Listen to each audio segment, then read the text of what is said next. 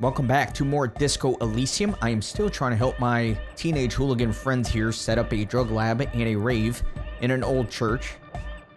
Pretty despicable of me, but I gotta do it. So let me see if I can convince the programmer to agree to the conditions here. Let's see what we can do. I still need to go get my gun after 10 o'clock. It's already pretty late, but it said it can be done anytime before 2 a.m. as well, so I got plenty of time in that regard. And one of the thoughts did suggest that I only walk in the church. It's not like you have to, but it's something I'm going to do. I don't know, maybe it's like a secret achievement or something to only walk in the church. Yes, what is it? She looks up at you from the keyboard.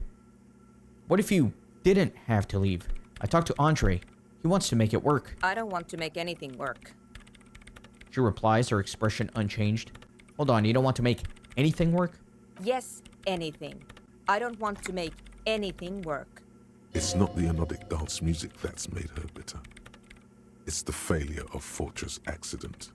Are you bitter because your radio game project failed? That's right. If we couldn't get our Welkins to happen, I don't want anything to happen. Ever again. Something strange shines in her eyes. There's not a trace of irony in her voice. She means it. Alright, let me try to convince her to cooperate. It's a 97% chance. Easy. When her research is done, she can move out.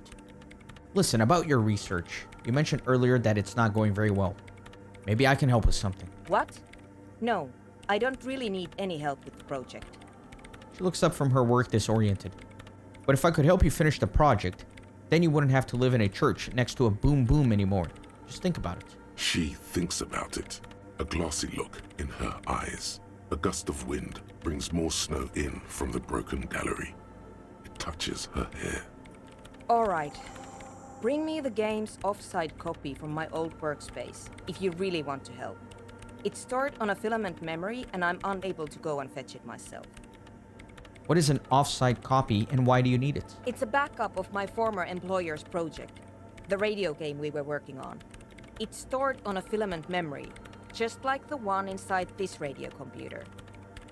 She points to the glowing cube inside the machine. She's making it extra simple for you. The backup itself is destroyed now, but I'm hoping to use what's left of it to pinpoint the exact location of the anomaly. You just have to go to my old workspace and get the filament. Hold on. If it's called an off-site copy, then why is it still on-site? If it's called an offsite copy, then why is it still on site? Oh god, not this again. It is not on-site. It is in the basement. Perfectly safe and not connected to the front at all. Basement? Sounds like it's technically still on-site. And no, taking it outside the building wouldn't have protected it from the data loss. There's nothing wrong with keeping the backup in the basement. What happened was a freak accident that has nothing to do with how the backup was stored. We clear? She stares at you with pleading, furious eyes. This is clearly a painful topic for her. She must have had to explain herself numerous times. By your old workspace, do you mean the studio of Fortress Accident in the doomed commercial area? Yeah, that's the one. You can get in through the bookshop. You just have to do some explaining to the bookstore lady. Actually, I've already been inside the doomed commercial area. Good. Then you might know the giant ice bear fridge in the building's cellar. The filament is inside the fridge. Just go and get it. And where exactly is the off-site copy? In the giant ice bear fridge. I just told you. It has red glowing eyes. It's impossible to miss. You just need to get the off-site copy from the ice bear. But you've been to the fridge and it wasn't there. There was a note saying... I found a note from the ice bear fridge. It said the off-site copy had been moved to a safer place. Wait. A note from whom? Did it specify where they took the filament memory? She freezes. It said the off-site copy had been taken to a nearby ice cream maker. The note was signed by someone named Sulislaw. Jawiza. Of course. Our project lead, Sulisław Jawiza. God, he was always so hell-bent on keeping the copy somewhere safe. And feature creep, and the Valley of the Heads. Like it would have made a difference. The offside copy was perfectly safe when the data loss happened. That data loss was anomalous. She crosses her arms defiantly. And the heads... I won't even get into the heads. Millions of them. Go find that copy from that ice cream maker, will you? Thanks. Valley of 1,000 heads. You like the sound of that. I found the ice cream maker, but couldn't get it open. It's completely frozen. This is getting ridiculous. Can't you just defrost it? Or, I don't know. I don't know about the ice cream maker. Just figure something out. There's a solution, but she doesn't want to hand it over to you yet. It's a thing. Something she holds dear. By the way, we put a dead body in that fridge. Wait, what? Whose dead body? She looks up alarmed. You know, we don't actually have to tell the entire world about the fridge. The lieutenant says, looking up at you. Whose body is it? It's the body of the hanged man. And what is it doing in the fridge? It's almost as if she feels some sort of ownership of the fridge. Don't worry, I put it there. Temporarily. It's all part of an official police investigation. You put it there? You put a dead body inside the ice bear fridge. She leans back, massaging her eyelids. Yeah, that's what I said in the first place. Okay. Very cool. Thanks for keeping me in the loop. She says, pressing her fingers into her eyebrow ridge. We would appreciate it if you kept this knowledge to yourself, miss. Who would I tell? My mother? I don't have anyone to tell. And if I did, I wouldn't. I don't care. Why can't you go and get the filament yourself? The bookstore lady hates me. Says I'm part of the curse. Whatever that means. Wait, are you part of the curse? Of course not. Anyway, I don't have my keys anymore and she won't let me in. She crosses her arms. Why does she think you're part of the curse? Because she's from Martinez, and people from Martinez have never ever seen a radio computer. She thinks it emits elemental evil. Yeah, people in Martinez don't really like to get down with the times. She literally started praying for the higher powers when she first saw my range Civic. I'm not making this up. The lieutenant coughs like he's amused. Once I came in one morning, only to find that my terminal was full of those strange trinkets and amulets. Wards. It looked like some Semenine magic. Alright, I'll go look for the offsite copy. Thanks. She thinks for a moment, then reaches behind the radio computer and hands you what looks like an oversized pry bar. And here's my Qualsund multi-tool. You might need it to hack loose some ice. It opens everything. If you get me the offsite copy, then you can keep the Qualsund. Oh, nice. So finally I have a replacement crowbar. It hurts a bit for her to say this. She's not too happy to be parting with the Qualsund. Right. I'll let you work in peace now. This is an advanced pry bar. A pry bar plus 2, if you will, built by Karlsvund in Vasa. The number of gadgets hidden within the frame of the yellow and gray multi-tool will stagger any technician. Very good. Let me take a look at this. Gonna help Suna with her project. Suna will cooperate with the Ravers nightclub plan if you help her out with the research project first. Find the filament memory with an offside copy of her old workplace and bring it back to her, then wait for further instructions. If you run into any problems, you can always ask for Suna's help. Very good. Let me get out of here, and I think it's time to head back to Martinez. There are lots of stuff to do there. I need to talk to the cryptozoologist's wife, Lena. I also need to look for that tape. That way I can make the rave a little bit juicier, the music. And then I need to, of course, get this pry bar. I'm going to try to lift up that barbell again. So there's lots to do there. I think I am going to swift travel to the waterfront. So they said there was a tree along this street.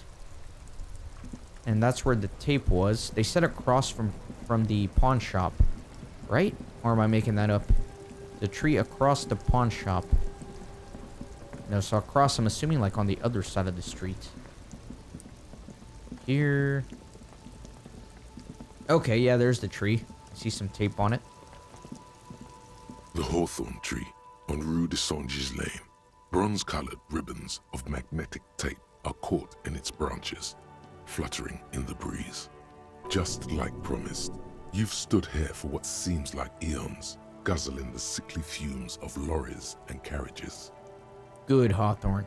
Patting the tree reveals a small sticker which has almost been worn to oblivion. It reads, RCM Emergencies Desk, number 8102. Underneath a slogan, Mankind, be vigilant. You tree-hugging pansy. The bronze ribbon twists around and within the branches in an intricately natural pattern. But there's something. What do I see? There's a twisted logic in this mess. You see the ends of the ribbon, the way it flows, how it twists and turns. It's all starting to make sense. It'll be easier to remove now. So I got an interfacing at 92. Let me leave real quick. Let me put some interfacing stuff on. What is my interfacing? It's at +1. I mean, it's at 92%. Do I really need to? I mean, I don't want to take any risks, I guess. Otherwise, I'll have to drop a point into interfacing to try again. It is a white check. Yeah, this is +2. The gloves is +1. Okay, so yeah, let me do that at least.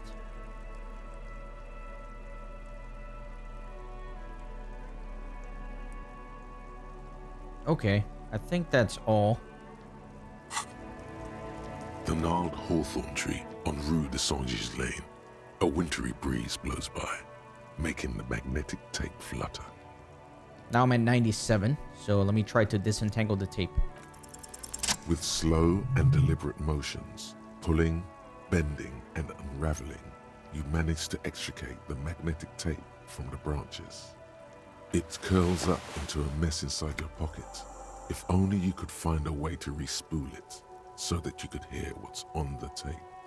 Maybe Roy from the pawn shop can help you with this. What's the tape for? The lieutenant looks at the mess in your hands. Only after you've successfully cleaned up the branches does the curiosity get to him. It's for Egghead. I promise to make his Van Eyck's jam hit a bit harder. Maybe this tape can help. How? It's broken and unspooled. Do you think your new buddy knows how to fix it? I'm not sure, but I'll find out. Maybe Egghead can point me in the right direction. You could also get it fixed at the pawn shop across the street. We shouldn't waste our time. He looks at his wristwatch a little impatiently. Good idea. He might have the tools. The tape projector in the pawn shop uses similar tape. Piss off, nature. The hawthorn tree is disappointed by your betrayal and psychopathic tendencies. Also, your fist hurts a little. That's funny. The pain, it is nothing. Revel in it. Absorb it. Gain power from it. I thought it would be cool, but instead all the violence made me feel sad and hollow. Good. Everyone must suffer. You, the tree, everyone. Had enough assaulting Madre Natura? We should get moving. The gnarled hawthorn tree on Rue de Saint-Ghislain endures the wintry gusts with ease. Let me take a look at this tape. A bundle of magnetic tape. The bronze-colored tape was found in the branches of hawthorn tree on Rue de Saint-Ghislain. It gleams whenever a ray of sun hits the surface. Okay, let me talk with Roy. I'm gonna have to put my flashlight away. It doesn't like it.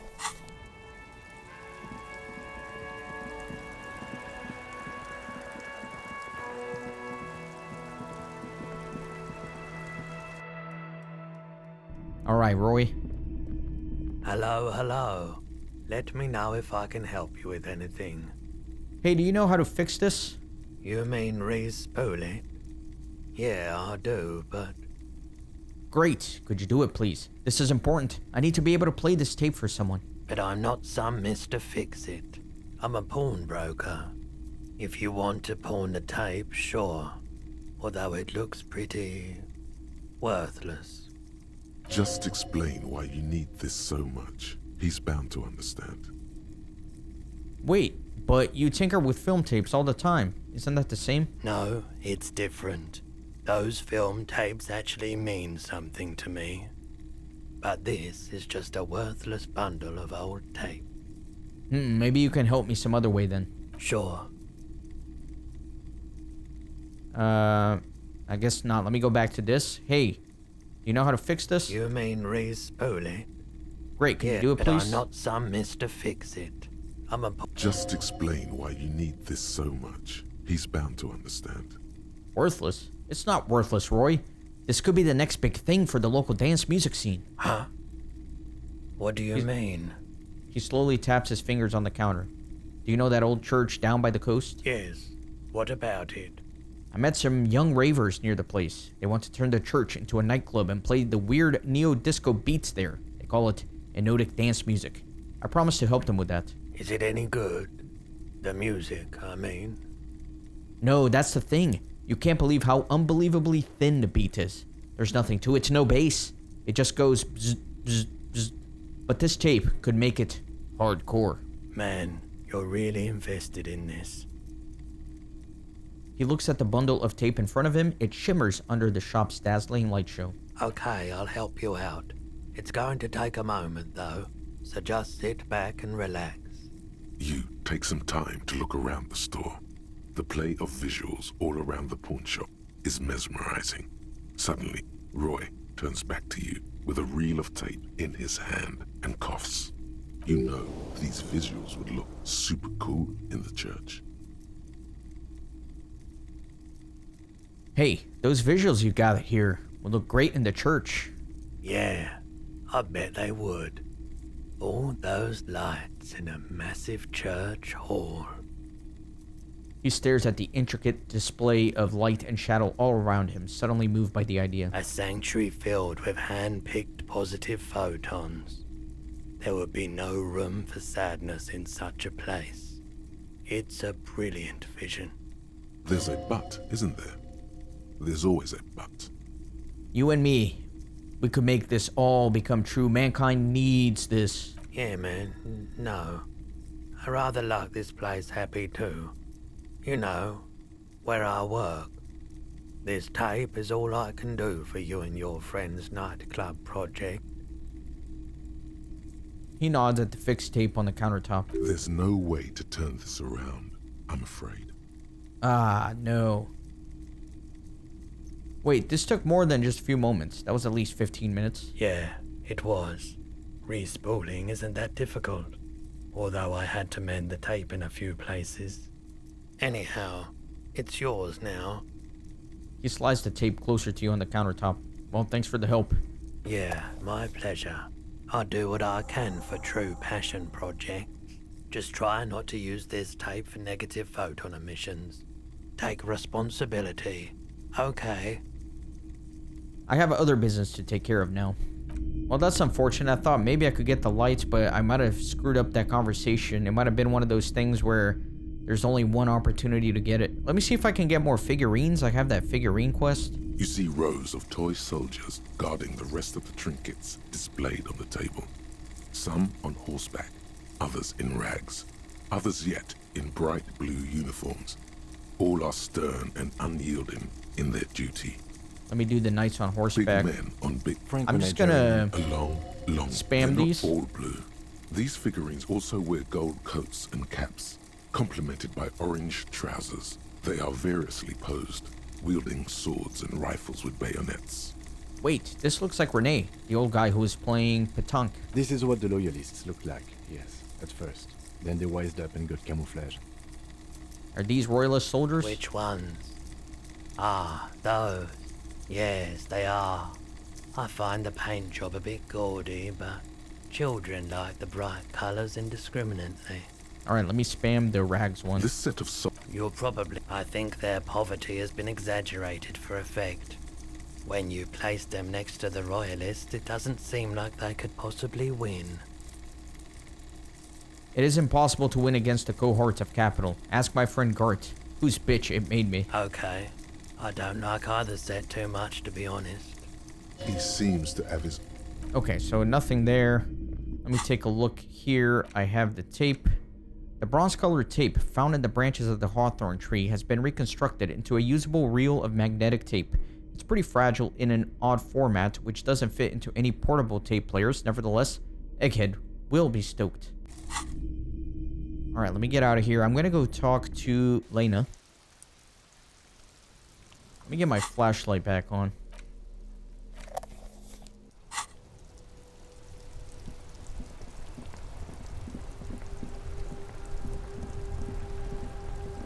Nothing else here for me to interact with. Nothing new.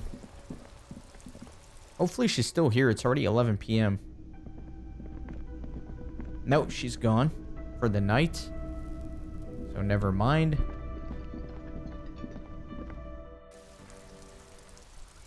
So, yeah, let me go in here. Very good. I can finally use that ice chest. Let me put on these tools. This orange machine is dead still. It has a hand-cranked ice cream churner and an electric freezer. The ice around it slowly melting. So this is physical instrument. Let me see what I can equip to help me out with that. So I already have a +1 there. Gonna need more. Yeah, 58% or whatever is not very good.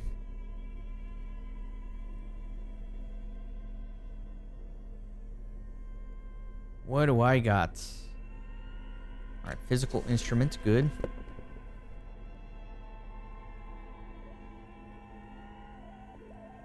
Anything else that I have? Doesn't look like it. Here we go. Oh, this is -2 physical instrument. Definitely don't want that.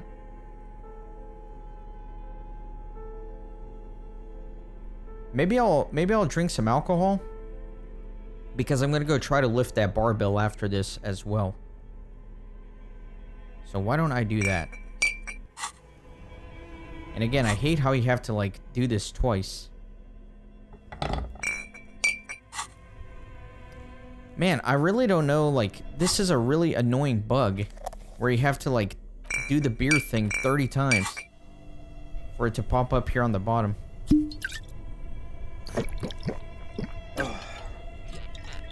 Okay, good. And now let me put my flashlight here, my multi-tool here. Now let's go. This orange machine is dead still. Cracked, It open has the a lid. hand-cranked ice cream. Ice squeaks beneath your Kavalzund multi-tool, but your fingers slip away from the tool. The lid shutters tightly as before, and it's already unplugged. There's not much else to do other than wait for it to defrost or bulk up and get stronger. Unfortunate. Gonna have to put a point into physical instrument here. Try again. This orange machine is dead still. It has ice groans and howls under the strain of your giant Kavalzund multi-tool until the lid cracks open. Darkness lies inside, but you can faintly make out an object, intricate and foreign, left there for a sub-zero beauty sleep, a filament memory with the words "off-site copy" written on its side. Disappointment washes over you as you stare into the almost empty ice cream maker. What, no ice cream? A scoop of ice cream would have been nice, yes. The lieutenant agrees. Someone's stomach grumbles. The room feels very cold.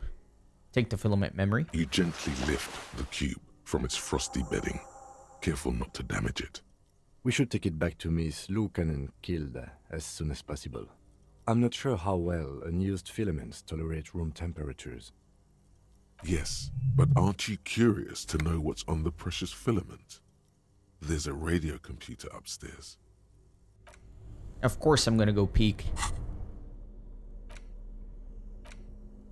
The cube-like crisscross filament feels oddly fragile in your hands. Its intricate structure still cold to the touch. Silver tape on the side reads "offsite copy." Note: the filament contains information that can be read using a radio computer. Yeah, let me go read it. For sure.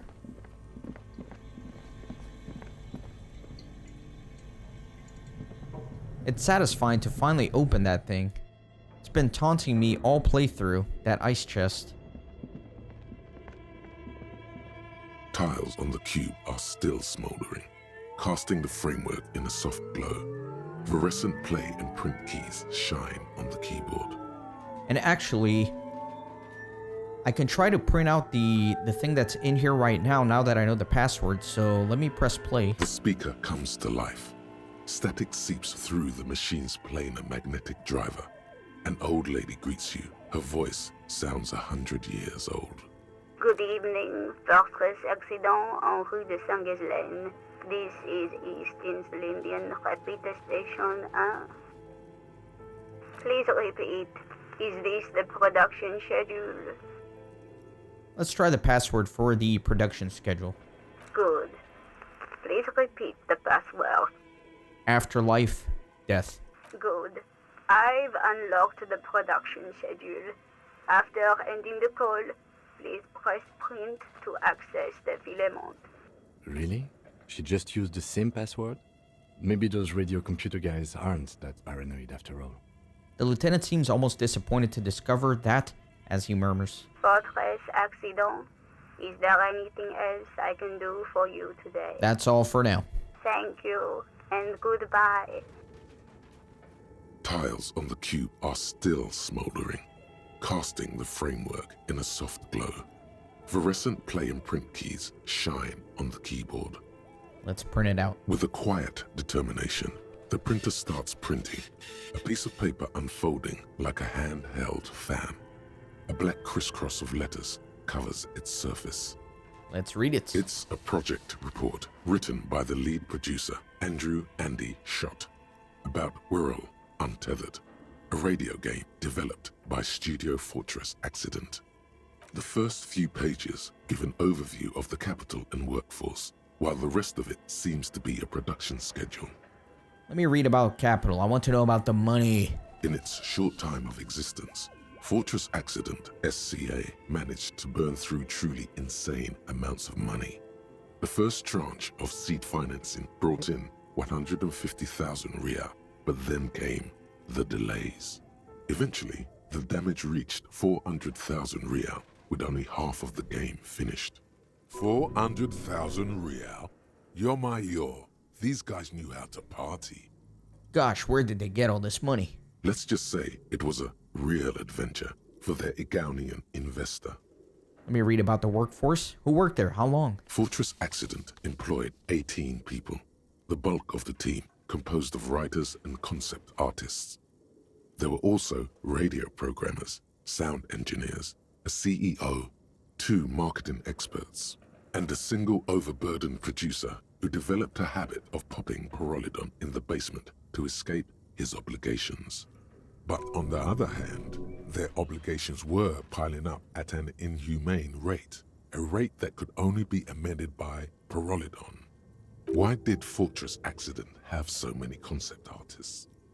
Wait, why did a radio game need so many artists? It didn't. It didn't need so many concept artists? No, definitely not. A few more producers could have come in handy though, especially when dealing with writers, some of whom routinely skipped work because of mental health issues and extremely unprofessional sleep schedules. One of them even managed to steal some valuable company property before skipping town for good. Skim through the production schedule, whatever it is. The production schedule depicts their glorious descent into bankruptcy. Because of the concept artists? Not the concept artists. It wasn't even the writers. With their panic attacks and 3-hour lunches, it was impossible not to fail. The project was too large, and no amount of money could satiate the ever-expanding ambitions of the development team. They tried to make a 4 million Riyal game with 400,000 in their bank account. They thought they could bridge the gap with pure willpower and imagination. They couldn't. I could have bridged the gap. No, you couldn't have. What do you mean? I totally could have. Definitely not. Not a chance. Even then, success remained within an ever-narrowing margin of possibility that, despite everything, never entirely disappeared. That is, until they discovered the Valley of the Heads. The what? At the 11th hour, the lead designer, Jimsk-born Suliswav Jalisa, decided that what Whirl Untethered needed was a secret mystical location at the extreme edge of the map. This place was to be the Valley of the Heads, where the heads of all the headless constructs could be found. The player would have been able to choose a head for their headless party member, and each head would have been voiced on air by a professional actor. This is some insane shit. Who are these people? The world had never seen their kind before, and might never again. How many heads were there? So many. The last count, there were approximately 10,000 heads for 10,000 headless men, all of which could be endlessly recombined. How many combinations could you make out of that? Do you really want to know? There seems to be a calculation here, but it may take a while. Yeah, how bad could it be? Wow. Spectacular. Gotta scroll through all of this. That is quite a combination. Oh no, it's going still. Oh boy. I regret my life. Please let that be the end. Keep going. Keep going. We're in this now. We're in this. We gotta take it to the end, boys.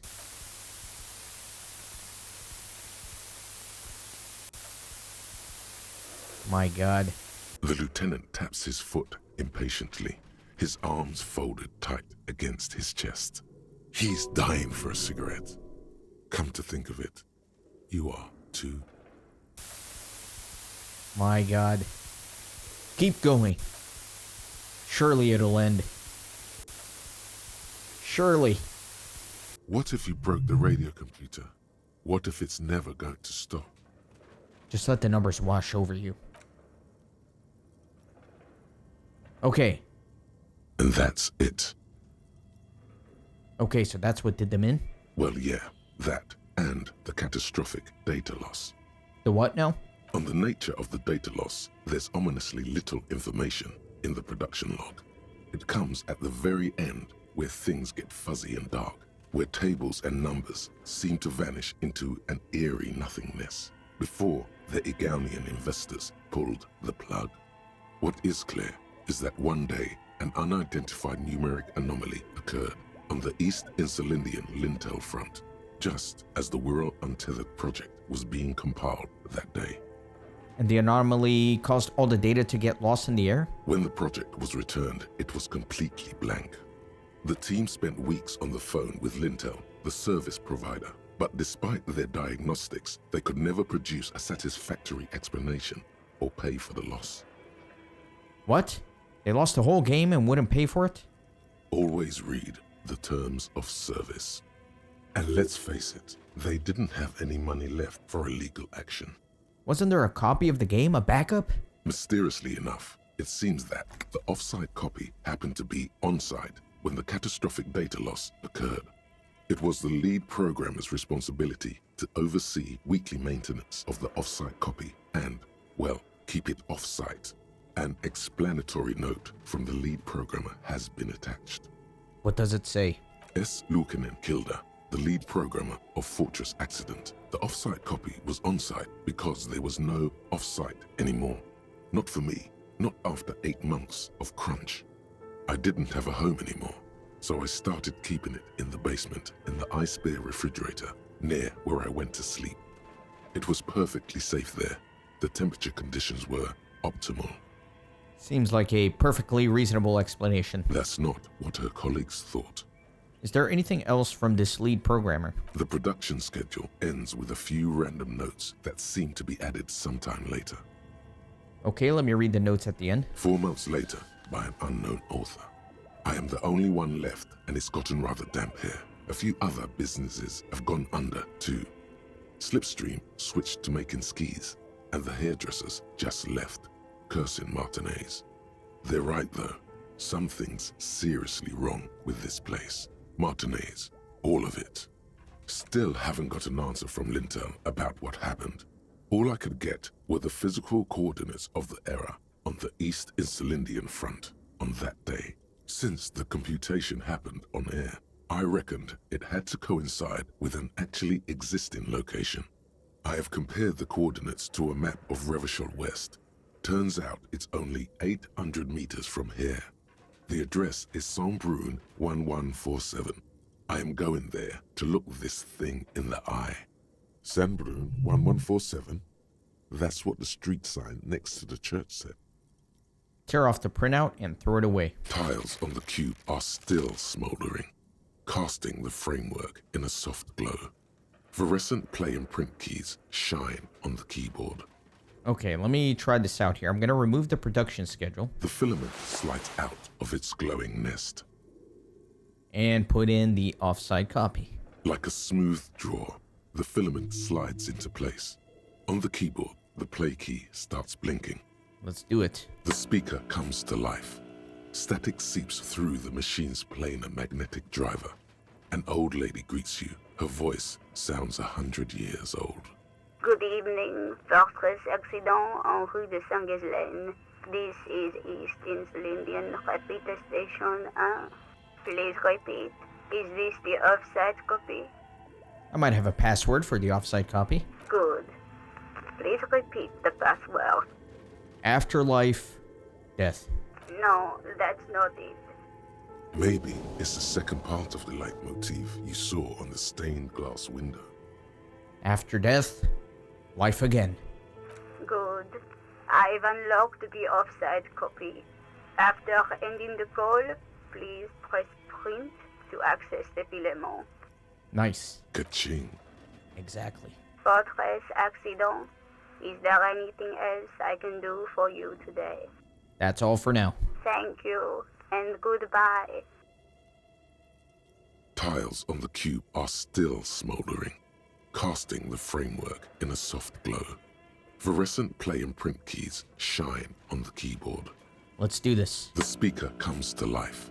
Static seeps Oh, I through didn't mean the to do machine. that. Sorry, hold on. Please repeat. Thank you. Tiles I meant on the print. cube, it sounds like something cracks before the piece of paper starts filling up with pure black ink. Something's broken. Machines aren't supposed to behave like this. Uh-oh. Let me try again. It sounds like something cracks before the piece of paper. Something's broken. Machines aren't supposed to behave like this. The paper is soaked with ink. Its monochrome darkness spanning from margin to margin. It's not possible to make out any information. What happened? It's just covered in ink. Odd. Something is obviously broken here. So if I tear this out, I don't think I'll be able to try again. So I am going to just go for this. 92%. I really hope it works. A single speck of white shines out from the shade. For some reason, the printer decided to spare this one tiny dot of paper. Marked by the devil itself. Looks like gibberish. Better get running again. Let me try this again. Odd. Something is obviously broken here. All right, well, let me tear off the printout. Tiles on the cube are still smoldering, casting the framework in a soft glow. Fluorescent play and print keys shine on the keyboard. Let me remove the offsite copy. The filament slides out of its glowing nest. And let me leave here. Let me look at my inventory. So I thought maybe I would have that paper, but I guess not. Okay, now let me head on over to where the barbell is. But where are the clothes it used to display? Not sure what that's referring to. Looks like someone tried to reconceptualize their business here. I don't get it. Look, the skis and rotor blades both bear the same Slipstream logo. It seems likely that they started out making one, failed to turn a profit, and then pivoted to producing the other. But the question is, which did they start with, and which did they pivot to? That's a good question. What a strange leap of imagination, and yet they still failed. How sad. Reality is ruthless. Okay, let's keep going.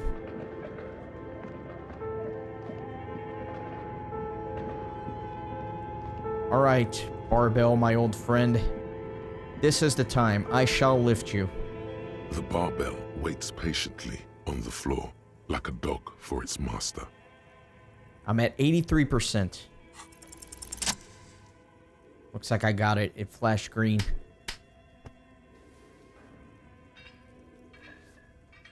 Nice.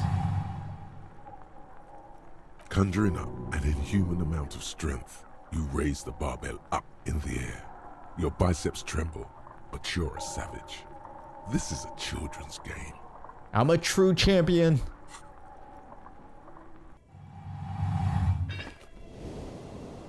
Nice. God, it's satisfying. A warm wave of accomplishment washes over your head as you drop the barbell to the floor. For a moment, it feels like you're strong enough to succeed at anything you ever set your mind to. God, it's so satisfying to finally get that check done. It's been taunting me since the beginning of the game as well. Hey, but you're still in the ghost house. What if someone heard this? What if they know you're here? Good technique. The lieutenant nods with approval. All right, let me leave. I don't think I can get out through the front because I think the bookstore is closed. Yeah. The store on the other side is closed for the night. Come back tomorrow. Okay, so I have to come out the way I came in. That's fine. It's just a bit of a detour. I think I'm finally going to go get my gun. Let me get my tear bag. Instead of this giant tool. It's just awkward. That tool is just awkward.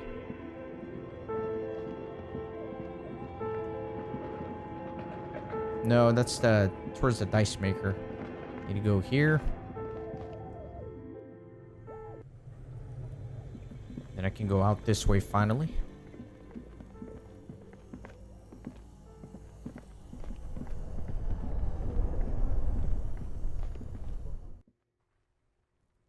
Perfect. Alright, so now I can swift travel to the fishing wharf. Alright, just checking a couple things here. Yeah, let me go to the fisherman shacks. They said that the pigs is going to be just north of here. So let me go that way.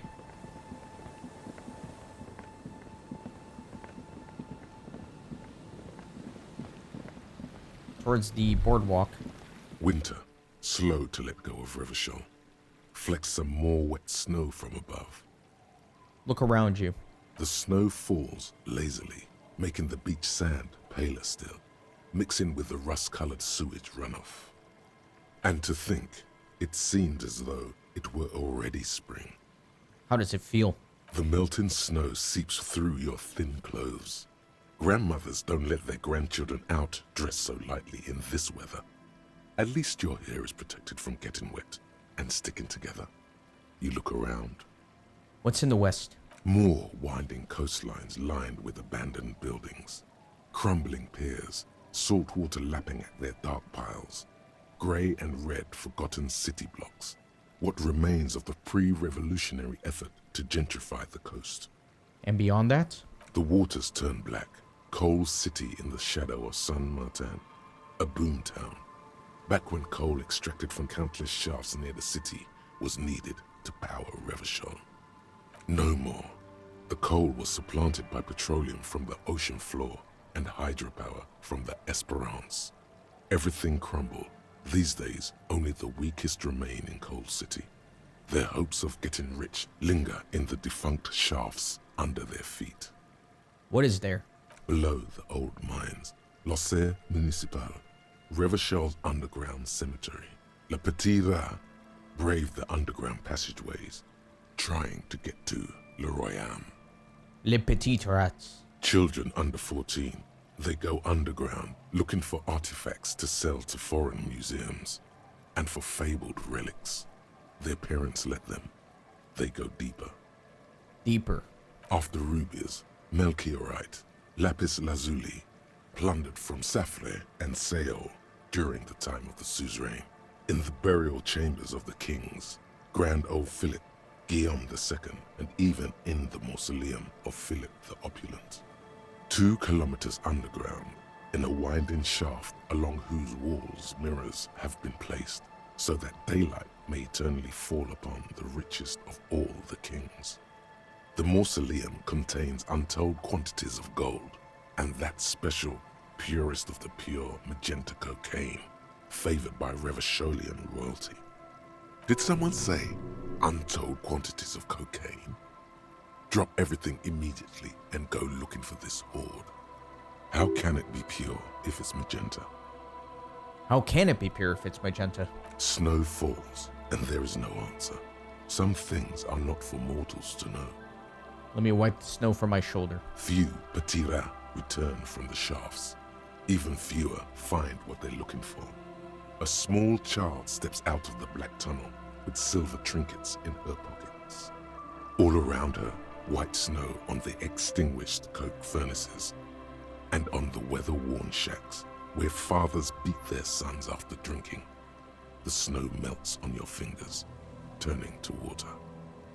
What's in the east? The canal you crossed to get here and beyond it. Martinez proper, the district the police forgot to police. There is laughter, lights, attempts at entrepreneurial activity, cynicism. Someone is scraping snow off their windshield at the roundabout, in the midst of which a statue of Philip III serves as a destination for grade school field trips and a fine perch for winter birds. That's all? Like all monuments, it's also a warning. 6-story ruins on the south side of the roundabout cast a long shadow over the profligate king. And further. A fenced-off yard. There's a truck belonging to a logistics company parked next to the gate. You've heard about it. Bright light from a building behind the fence reflects off its hood. Clean white light coming from the windows of a clean cube-shaped office building hidden amidst ruins. A secret. What's in the north? The abandoned church, its walls covered with hoarfrost now.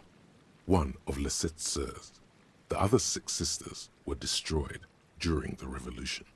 And further north? A serpentine strip of land weaving its way into the Martinez Inlet. Unfortunates on the run from the law, from themselves, sometimes hide out on nearby islets.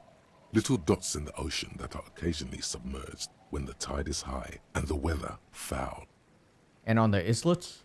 The remains of a camp on a jagged piece of rock, a tent, old dishes and cutlery, long since abandoned. A hermit crab scuttles among the debris, looking for a new shell. Further out, the lights burn bright on Resurrection. Way beyond Martinez, a popular spa destination for ample-bodied Ozon kids with equally ample pockets. And on the other side of the inlet? Then there's Ozon, but the snow falls too thick. You cannot see that far. Before that, before the curtains are drawn? The Bay of Revachol. Vastness, great depth, over 1,200 meters at its deepest. Water, air-brinier than here. It is crisscrossed by huge cargo ships bearing company logos. Wild pines, Zam, Mauryan, and at the farthest reaches of the Bay of Revachol, the shadow of the coalition warship Archer, on perpetual patrol duty, ready to unleash artillery fire if you were to rise up against the market. You shudder. What's in the south? The raised motorway 881, with vehicles whooshing past one another day and night, while those who reside beneath the motorway attempt to carry on with their lives in the snow and the slush. And south of the 881 is the Pox. The Pox. Was once a park, a place for reflection and recuperation for the patients of the old military hospital. In the 20s, it was used as a quarantine center during a measles outbreak that killed many children. Most everyone has avoided the hospital and surrounding park ever since. The Pox is completely wild now. Evergreen thickets covered in snow and industrial dust. Feral dogs and even wolves roaming in packs. The police try to keep the deepest corners cordoned off. But still. Heavy drug users do slip through and hole up in the old military hospital, hoping to find something to get high on among the hastily abandoned supplies. or just to overdose in peace. Further south. A line of motor garages with armored carapaces hunched in the cold. A mechanic is hard at work, patching up bullet holes in the side of a Capri 40. These are the garages of Precinct 41. Snow settles on the roof of the repurposed silk mill. It serves as your station. Shivering RCM personnel hurry in and out of the main entrance. Around you, the snow continues to fall. To the west, the ocean swells. No, it was home. I want more. The stairs descend to Central Jamrock. A man named Cooklove has a snow-covered stall there in the market across the bridge. He sells kebab infested with fly larvae to your colleagues who believe eating it will make them immune to food poisoning. Snow falls on the utility district, the library, the florist, the Sarah Mauritian restaurant that offers homemade wine, and also on the brothels and drug dens, and the chop shops of the Zemliaki. All of this built around a lake that formed in a meteorite strike. At the center of this lake, there is a little ship. There are lights at the bottom of its hull. They are lights directed toward the seafloor, looking for something, like whiskers. For what? A chill comes over you, crawling down your back. The sand under your feet is wet. Somewhere in the south, tarpaulin flap in the wind. What's below me? Layer upon layer of sand, poisoned with industrial runoff. The storm drainage, hidden bunkers. Rats scuttle. Tell me a secret of the sands, Wind. Someone stuffed a big old polar anorak into a concrete pipe under the boardwalk. It would keep you warm. You would probably never happen across it. But who knows? Where is Ruby? Near. Snow falls into dark water. She prays, though she doesn't believe. There is a hum in the air. That's all. Stomp your feet for warmth, brushing off the snow. We should keep moving. Who knows when the snow will let up.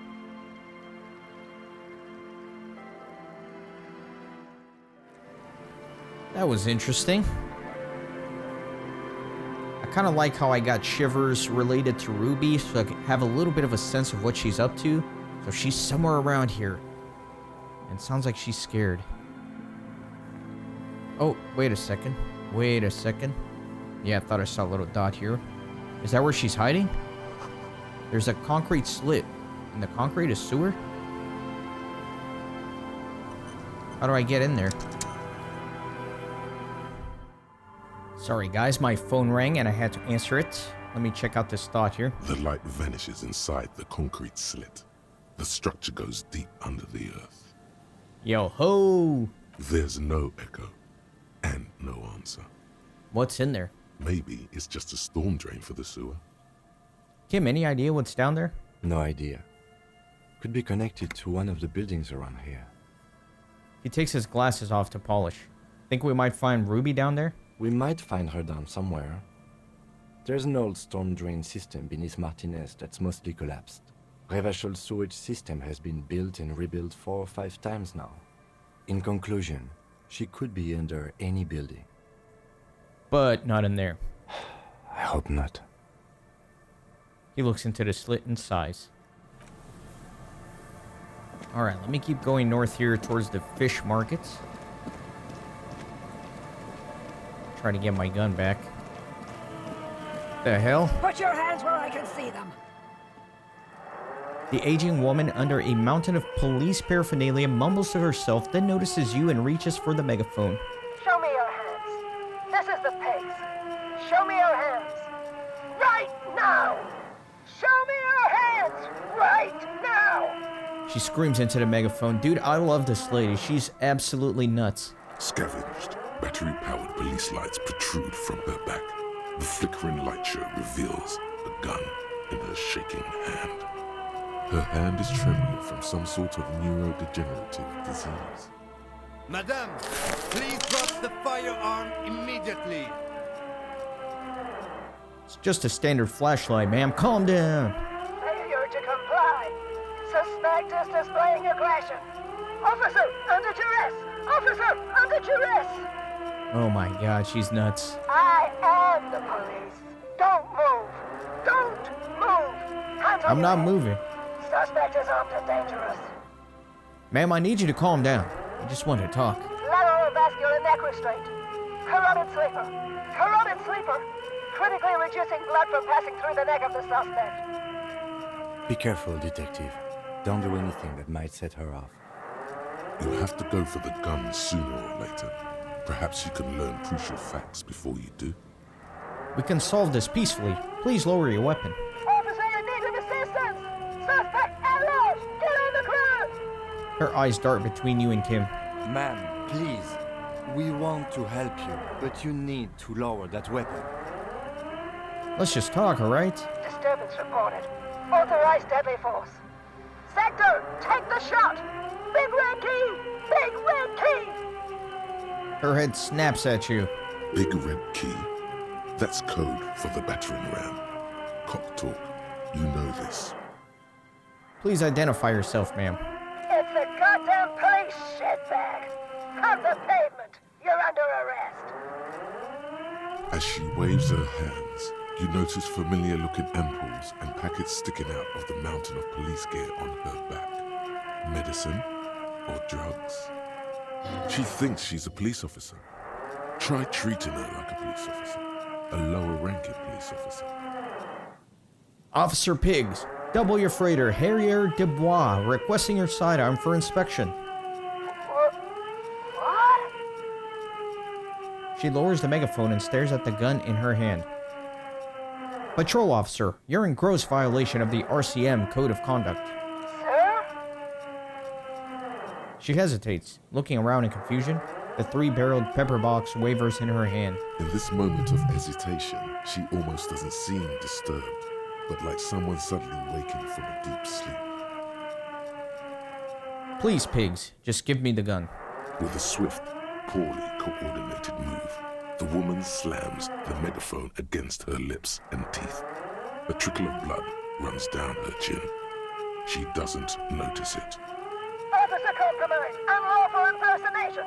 Pigs en route! Engage your will! Okay. She's actually more agitated now. Not My good. bad. Not good, not good. Are you on drugs? Confiscated contraband! Restricted access! 2 kilos missing! Eyewitness report compromised! The megaphone makes her voice almost painfully metallic. I don't think she's on drugs. Being off drugs might actually be the problem here. You're not the police. We are the police. Back up! Back up! Back up! Status unconfirmed! She lowers the megaphone halfway, but immediately raises it up again and screams. Baby, you know who I am. Everybody knows. I do? Gareth?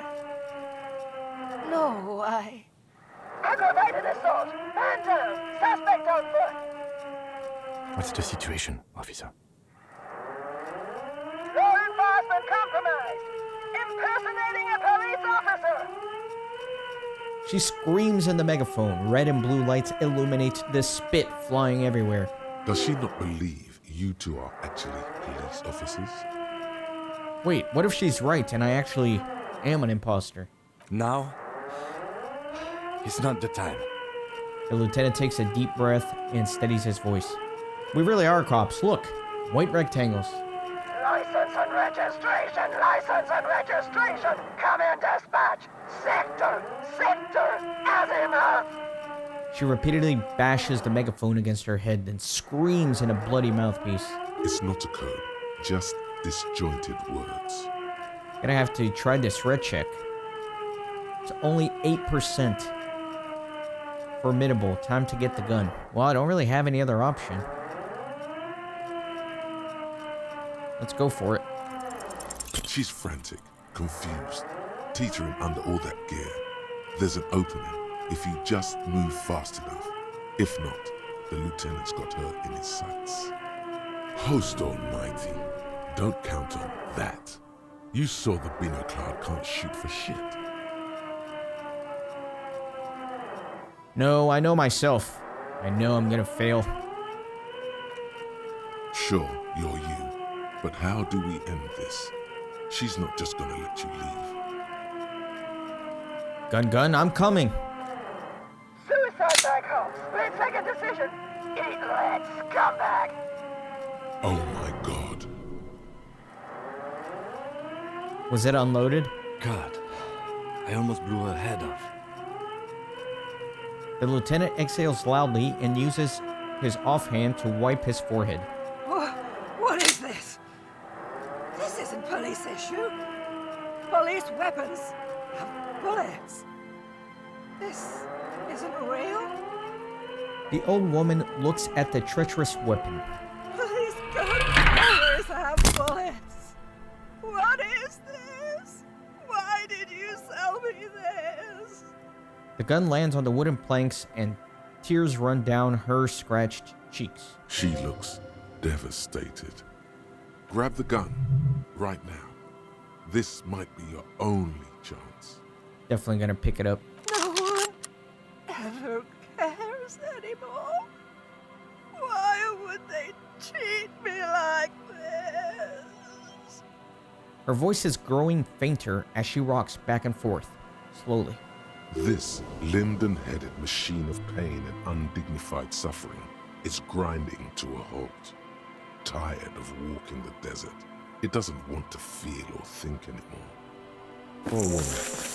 We need to figure out what to do with her now.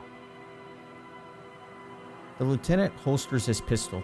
Nobody's ever around. Nobody ever comes to visit me. I'm very sorry this is how your life turned out, and how it turned out for you. Her scratched skin is warm to the touch, but the person inside doesn't even know you're there. What do you think is happening to her? She's in a stupor.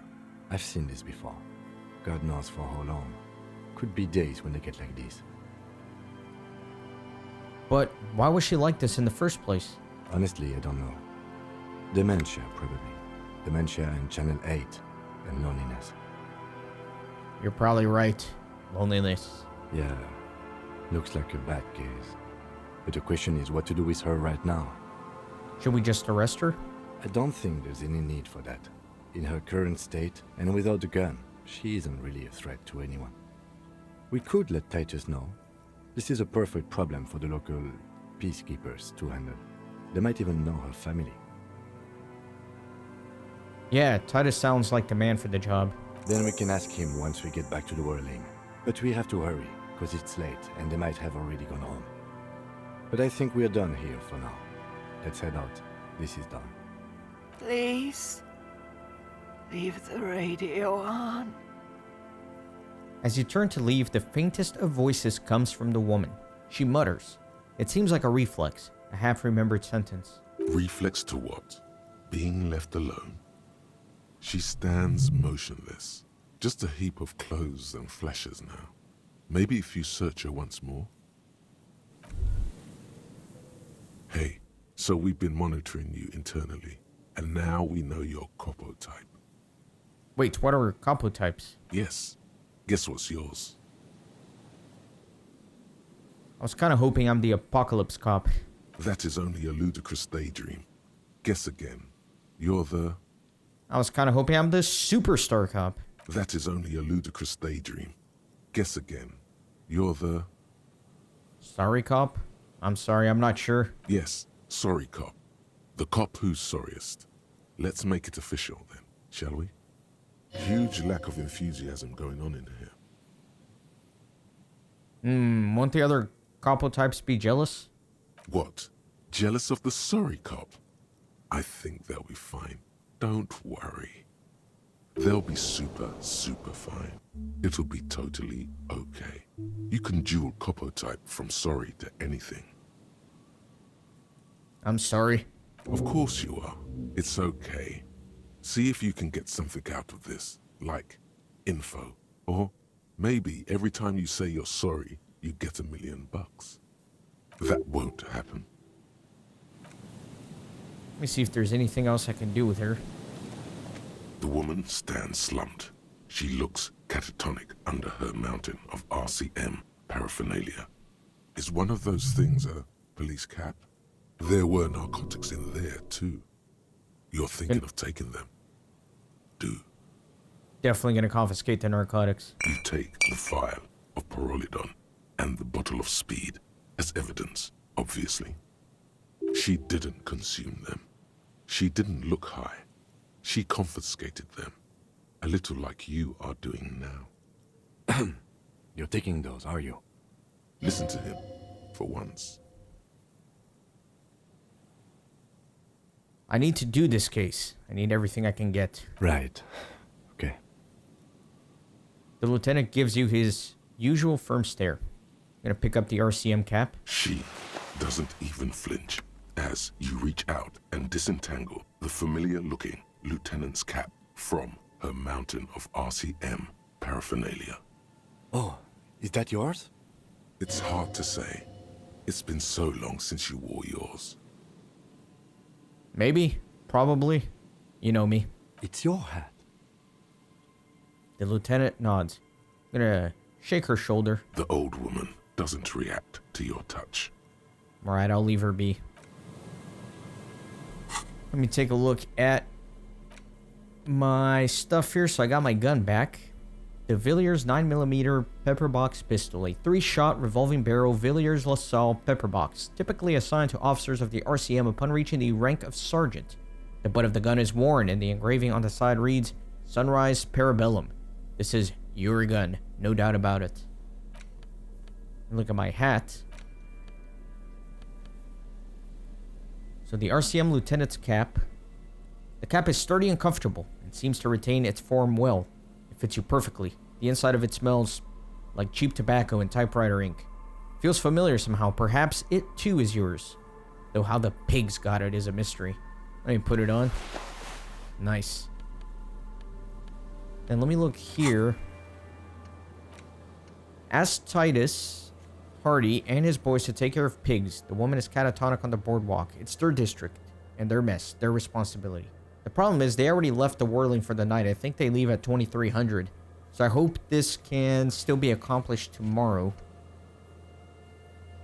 I don't know. We'll have to figure that out. Either way, I think this is a good stopping point for this episode. I hope you're enjoying the series. That was quite a character. I love how all the characters in this game are super unique, super quirky. It's a lot of fun. I'm enjoying the game. See you guys next time. Thanks for stopping by the Renaissance Gaming Monastery. I hope you join our community on Discord and Twitter. These videos are produced with a lot of hard work and love. If you think they're worth $1, I'd be grateful for your contribution. You can send a thanks donation or become a member on YouTube. You can also support through PayPal, Patreon, or even with cryptocurrency. All links are in the description. See you on the next video.